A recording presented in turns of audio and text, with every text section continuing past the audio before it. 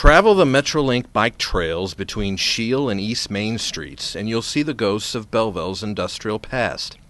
The trail and light rail lines follow the old Louisville and Nashville railroads.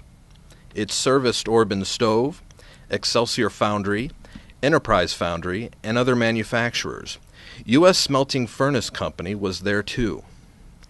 In 1869, James Jones left Manchester, England for America. He set up shop in St. Louis and established himself as one of the best brass manufacturers in the country.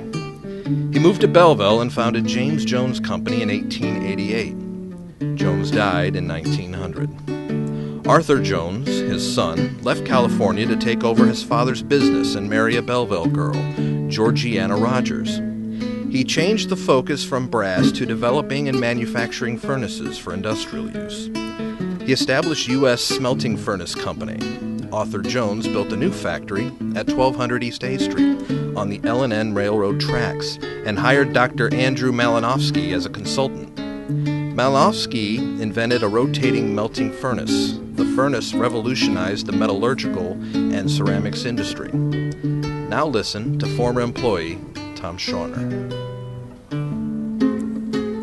It's kind of obsolete looking, kind of antique looking, but it's the only furnace that would do the job, 1917 or something like that, and that's what they originally started the company with, that furnace. All the time it was melting, the whole thing, the inner drum was rotating all the time, so it wouldn't sit and settle. It was constantly rotating, and you could tilt it and pour it at the same time as it was rotating.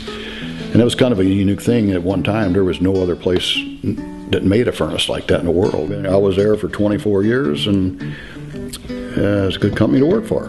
When I started there in '64, it was just kind of laid back. The other three guys in the shop was 68 and 69 years old. They didn't get no big hurry to do anything. And it was a good environment. We got a lot of stuff done. It was an old machine shop. Like today, all the new machine shops are NC equipment and stuff like that. These are old manual machines, and these three old guys, I learned my apprenticeship off of them, and it was an antique looking shop.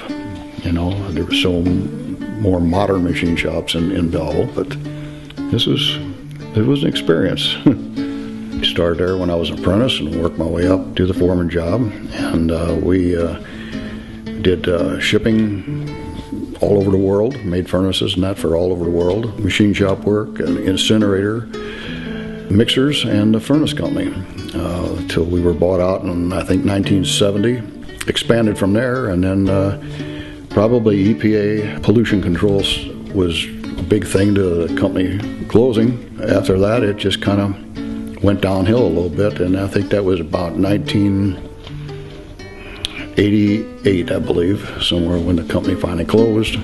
We survived all them years.